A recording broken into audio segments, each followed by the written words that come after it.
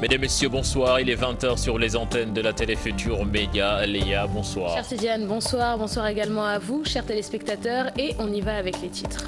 Il l'attendait et c'est enfin arrivé. Les avocats de Karim Wade ont reçu cet après-midi l'arrêt de condamnation de leur client et ses co-accusés. La disponibilité de cette décision de la CREI était nécessaire pour un pourvoi en cassation. L'année scolaire 2014-2015 en péril, QSEMS et ministère de l'Éducation tentent en ce moment même de trouver des voies de sortie de crise. Pendant ce temps, la légitimité du droit de grève des enseignants se pose. Des acteurs se prononcent dans ce journal. Vaste opération de déguerpissement et de désengorgement à Ouakam. Le maire de la cité qui veut rendre fluide la circulation prévoit de paver ses artères. Et puis à suivre en fin de journal, le dossier culture, comme tous les vendredis, le bac à l'honneur. Un bac dénaturé de nos jours. Voilà le sommaire de ce journal. Tout de suite, le développement.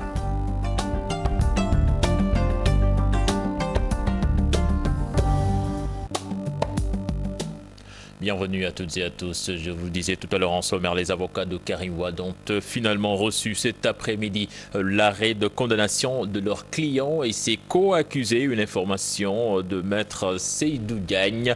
La disponibilité donc de cette décision était nécessaire pour un pourvoi en cassation encore possible jusqu'au 23 avril, Léa. Et accusé de s'être enrichi illicitement, cela fait aujourd'hui 2 ans que Karim Wade est détenu à la prison de Rebeuss. Le PDS, formation à laquelle il appartient, estime que ses droits sont bafoués. Des personnes interrogées parlent d'injustice et appellent à la clémence. C'est un sujet signé Fatou Bintou Conté et Mardia. 2 ans, jour pour jour, que l'ancien ministre d'État Karim Wade est en prison.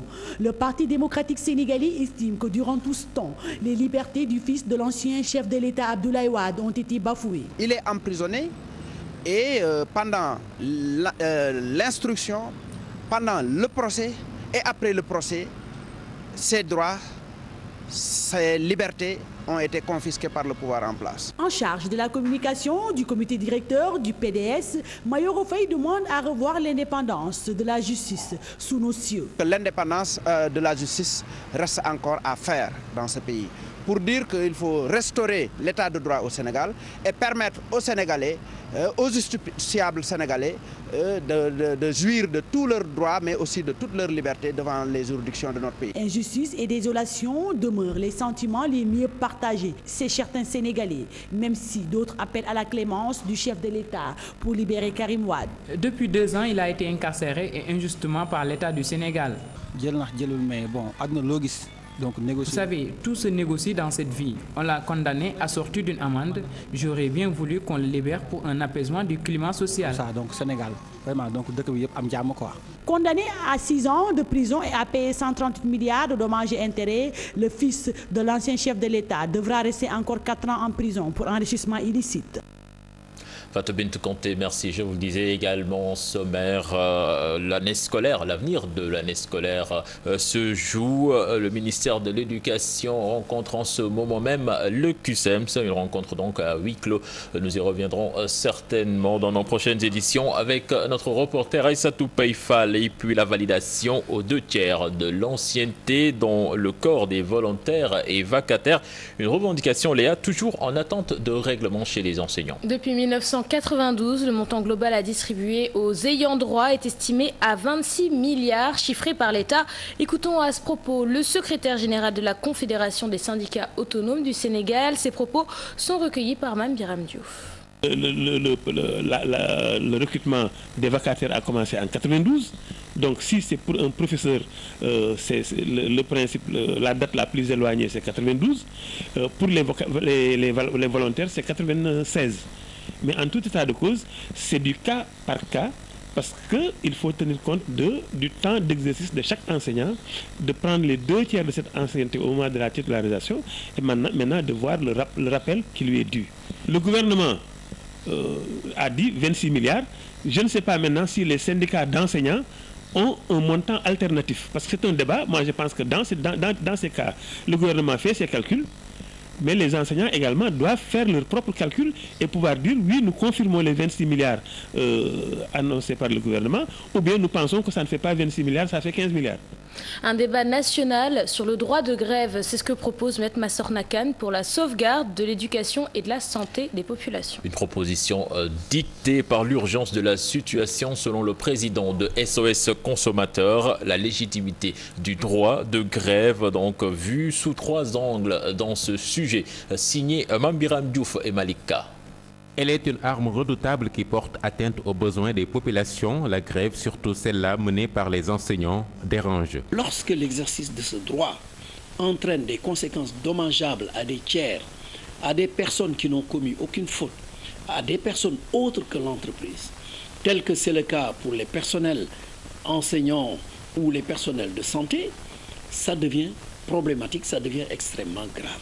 Est-ce que tout ce que le droit me donne, au nom de l'éthique, au nom de la morale professionnelle, je dois le prendre? De ce point de vue-là, je crois que les enseignants ont un devoir d'autocritique également. La grève, une forme de lutte syndicale qu'il faudrait revoir dans ses fondements. Du point de vue de la législation du travail, le Sénégal ayant ratifié la Convention 87 sur la liberté syndicale et la protection du droit syndical depuis 1960, il faut rappeler que cette convention date de 1948.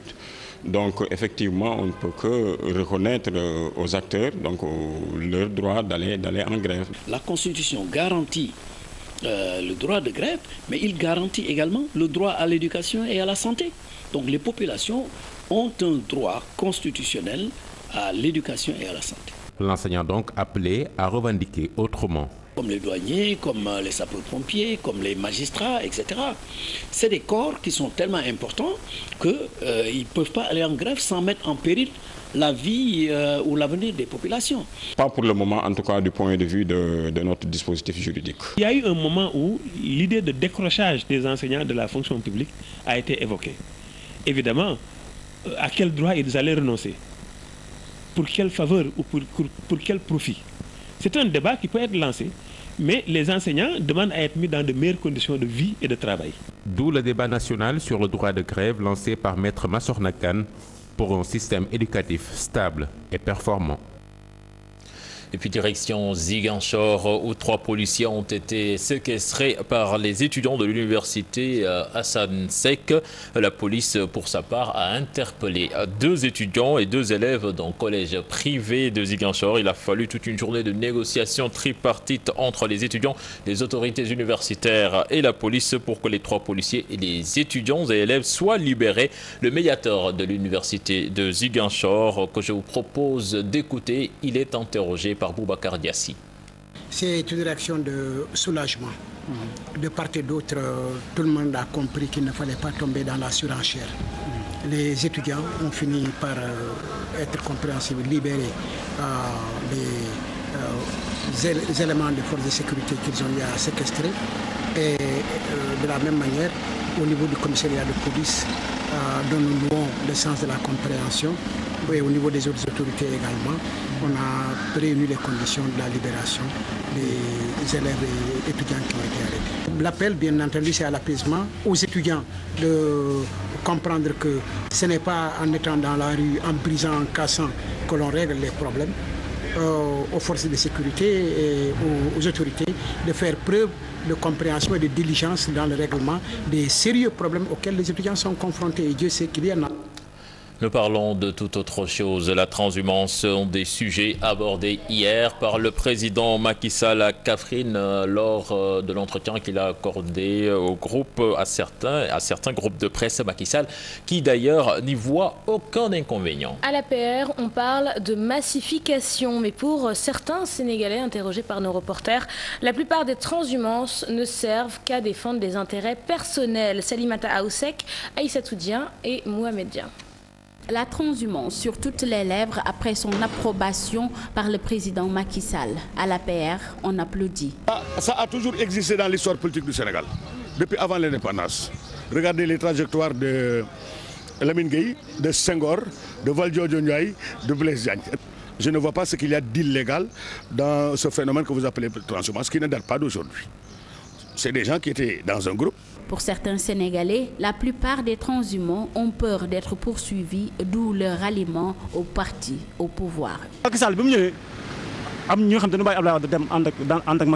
La plupart des transhumants n'ont pas d'éthique, c'est leur intérêt qui prime. Surtout, c'est le président Macky Sall qui doit être vigilant. En matière de transhumance politique, tous les coups sont permis. Il appartient au président d'être vigilant. Je suis d'accord avec le président, mais beaucoup de transhumants ont peur d'être poursuivis en justice.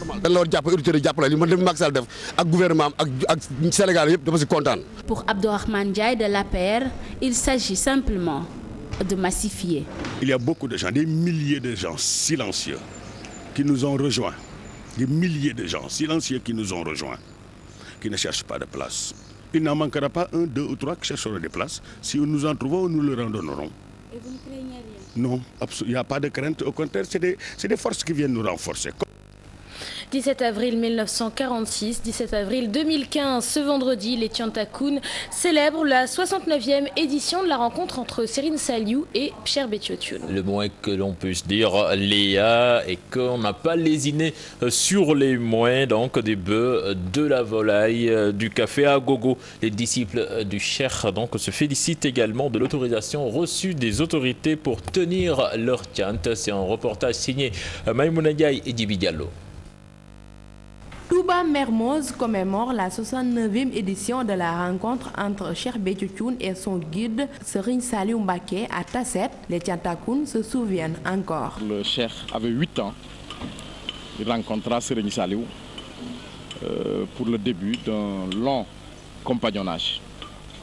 À chaque fois que ce jour anniversaire de cette rencontre revient, nous célébrons cette rencontre avec toutes les grâces qui se sont découlées depuis. Contrairement à l'année dernière, cette fois-ci, les disciples ont l'autorisation de se rassembler. Nous nous conformons aux lois et aux règlements de ce pays. On avait fait une autorisation l'année dernière pour un regroupement. Ça avait été refusé. Cette année, ça a été autorisé. En tout cas, on a fait la même démarche que l'année dernière. Mobilisation sonnée, diversité de nourriture à servir. Hommes, femmes, jeunes, tout le monde met la main à la pâte. Nous sommes venus 3 jours avant l'événement. Nous nous sommes organisés de telle sorte que tous les disciples commémorent la journée en beauté.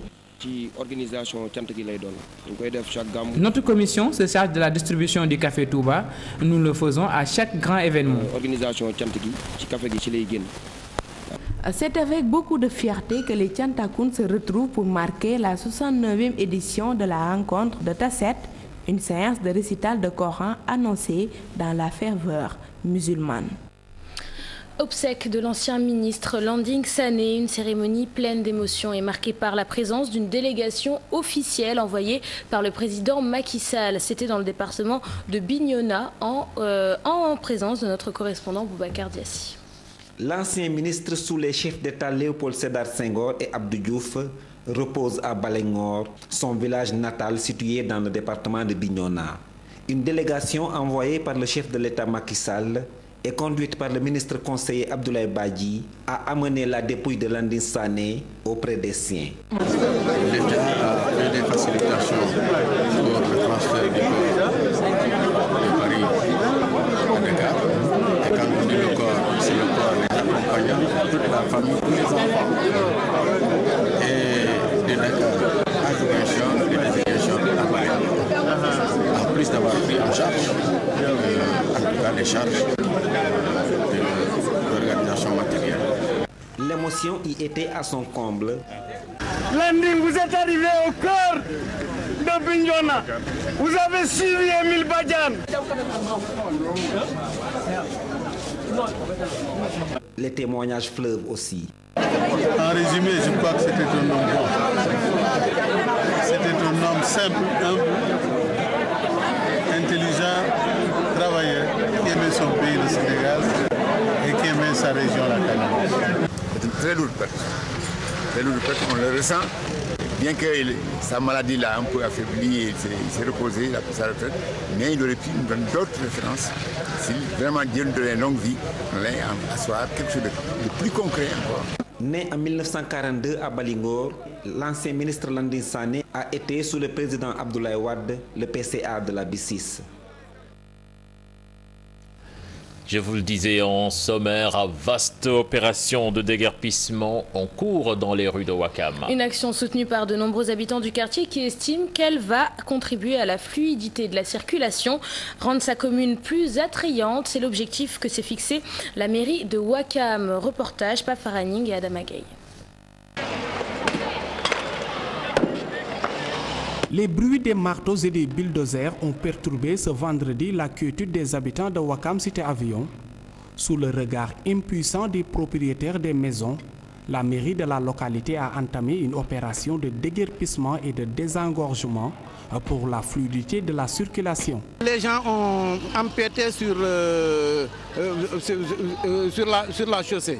Donc nous avons essayé de désencombrer pour qu'il puisse y avoir de passage pour les piétons et la chaussée pour les véhicules. Une opération qui n'a pas rencontré beaucoup de résistance ou de contestation. Ils ont occupé leur maison et empiété sur la chaussée. Les gens ne peuvent pas se garer, les piétons ne peuvent pas marcher. Malgré que je suis victime, mais c'est très normal. C'est tout à fait normal. C'est vrai que ces démolissements font mal, mais cela va permettre de désengorger les rues. Toutefois, ce couturier et ce vendeur de foin déplorent la courte durée de la sommation, car ce sont des années de travail et d'économie qui disparaissent subitement. Ce qu'on gagne, c'est ça qu'on réalise, toutes ces choses-là. Bon, maintenant, on n'est plus rien, quoi. Bon, à 6 millions, 7 millions, des choses comme ça. Je ne peux rien, je ne fais que constater les dégâts car je vendais du foin dans cette place. Les opérations vont se poursuivre dans toute la localité pour mettre fin à l'anarchie selon le responsable de l'environnement afin d'éviter les accidents et assurer le bien-être des Wakamois. Pafaraning, le maire, soutient entreprendre une telle initiative, la mort dans l'âme, tout en appelant les populations à la collaboration. Samba Bachili Diallo prévoit le pavage des artères de Ouakam avec l'implication des habitants du quartier. Écoutons-le, toujours au micro de Pafaraning. Je le fais avec un pincement de cœur. Mais on a dialogué, on a expliqué, ils ont compris. Et ils ont libéré avant qu'on ne vienne. Pratiquement, il n'y a pas de dégâts parce qu'ils ont enlevé tout leur matériel. Et il y en a même qui ont cassé de leur propre gré. Cela veut dire que le message de dialogue a bien passé. On va paver. D'abord, la deuxième phase, c'est le pavage. Et le pavage se fera avec les populations. On a un programme. Intéressons-nous à présent à certains acteurs du monde judiciaire, plus particulièrement à leur mise, la toge des avocats, des magistrats ou greffiers composés d'épitoges, de rabats et manches en soie, loin d'être anodines. Des habits distinctifs, titres de noblesse hérités de l'Occident, toutes les particularités de ces toges à découvrir dans ce reportage de Papan Derifal et Djibi Diallo. La toge, un héritage occidental, un habit distinctif qui fait la différence entre les avocats, magistrats ou greffiers. Beaucoup de particularités sont notées dans ces toges. Pour les greffiers en chef et pour les magistrats, la particularité de leur toge est qu'il y a une cimière en soie noire et l'épitoge à l'épaule. Pour les avocats, ils n'ont pas de cimière noire, mais ils ont des manches en soie.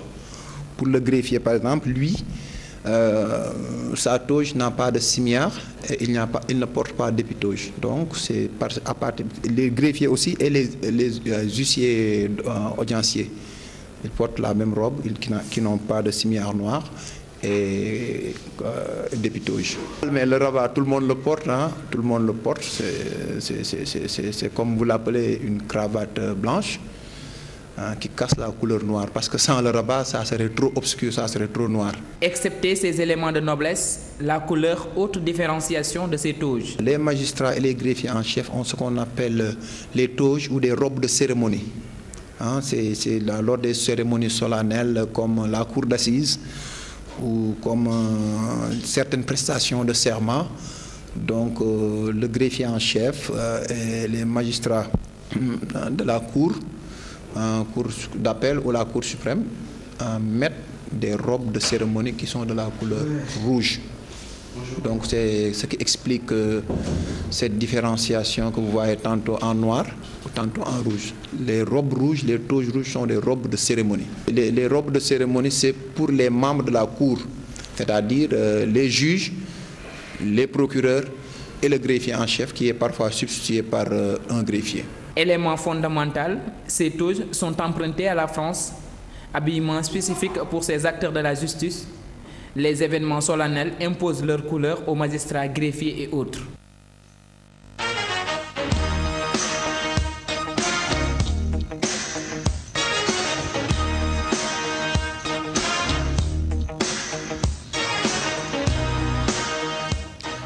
Nous démarrons cette page des sports avec les Lions du beach volley qui se sont qualifiés aux Jeux africains de septembre prochain au Congo à l'issue du tournoi de la zone 2 tenu à Dakar. Les Lions, eux, vont passer par des barrages. Ce tournoi sous-régional regroupait la Guinée, la Sierra Leone et la Gambie. Une bonne organisation, des conditions normales saluées par tous les acteurs. Toutefois, ils déplorent l'absence du public. Un reportage signé Pam Derifal et Younous Diatta.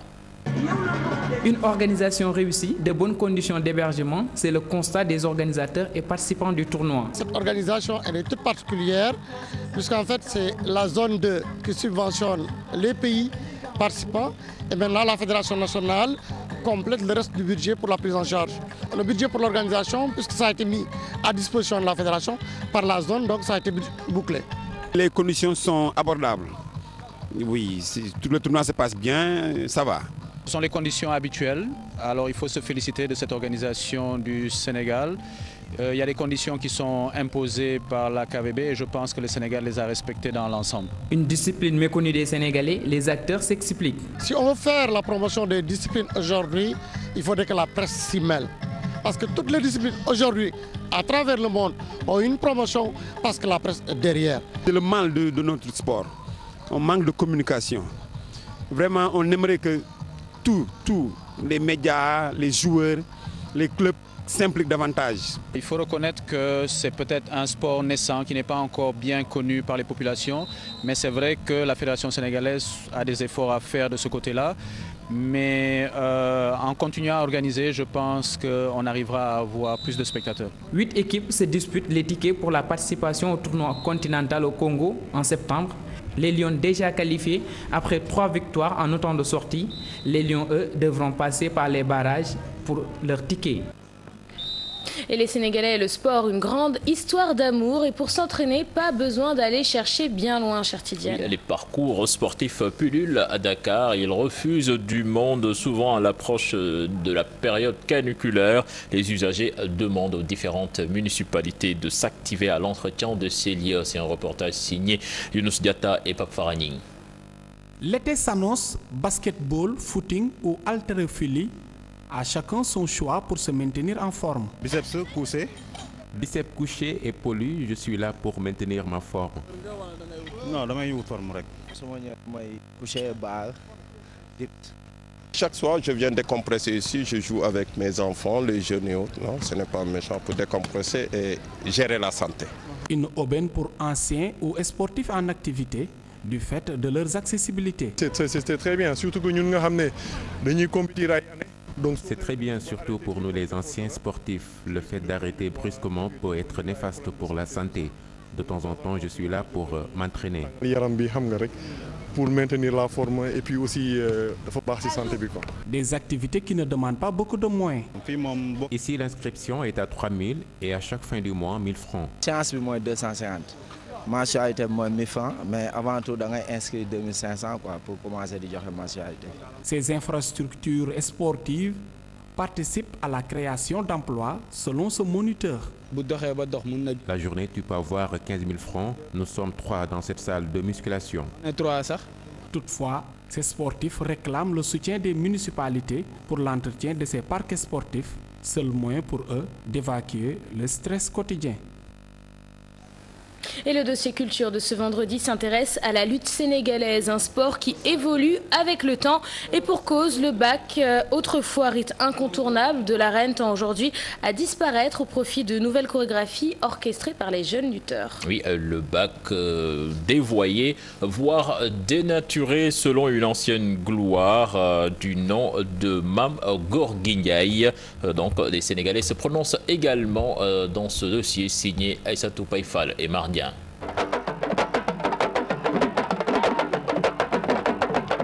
ba ma demee Ndar géej takku saandi Ndar géej Jawar Sarr sa Ndar géej ba may bëreeg moom ñëpp ne moom may daan dafa laxaw si sama tànk ba defa ne moo di daan ba ma leen taral Jawar Sarr mu ne bëreet na tekk ne kër kër ba na tekk ma bitar ñi ko boom. C'est avec ces chants de bravoure que l'enfant chéri de Fass ouvre le bal. Un bac entonné pour faire trembler l'adversaire. Le lutteur de Fass se souvient. 5 points composent le bac et accompagnent le lutteur lors du combat. Ce sont l'étape du ngemb, la danse, les louanges et faire de telle sorte que l'adversaire ait peur de vous et enfin décliner son palmarès. Métamorphosé, le bac d'aujourd'hui a perdu de son charme.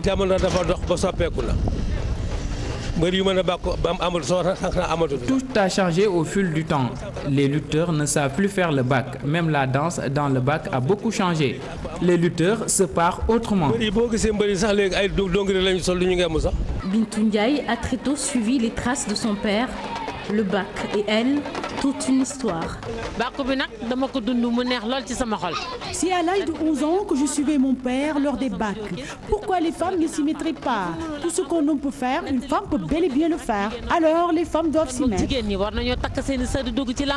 Amateur de lutte, Pape Soutoureux nostalgique de cette tradition bien ancrée dans la lutte. Les gens préféraient le bac. Le bac, celle que je connais le bac. Hein? Bon, ça veut dire qu'à l'époque, les lutteurs ils faisaient une lutte pure. On dit que par exemple le dimanche, c'est Mam Gorguignaï qui va au stade. Arrivé au stade, les gens vont l'accompagner avec des tétaments. Là, c'est la lutte pure.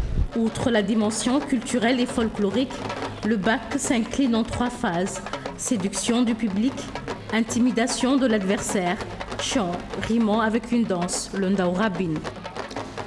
Voilà, donc c'est la fin de ce journal avec ces beaux bacs. J'espère que vous adorez, Léa. Bah, j'espère que vous le faites très bien chez vous également, cher Tidiane, non? Non, c'est pas sûr, Pape Pierre. Pape Pierre, peut-être, lui, oui. J'organiserai un examen de bac pour la rédaction. Ah oui, voilà. Avec la participation, alors juste des hommes ou aussi comme la dame de tout le monde, des femmes et des hommes de la rédaction. Je mise déjà sur Daniel Diouf pour le vainqueur. Hein. Merci beaucoup Léa Soukaïna Ndiaye. Merci Cheikh Tidiane. On retrouve la rédaction à minuit.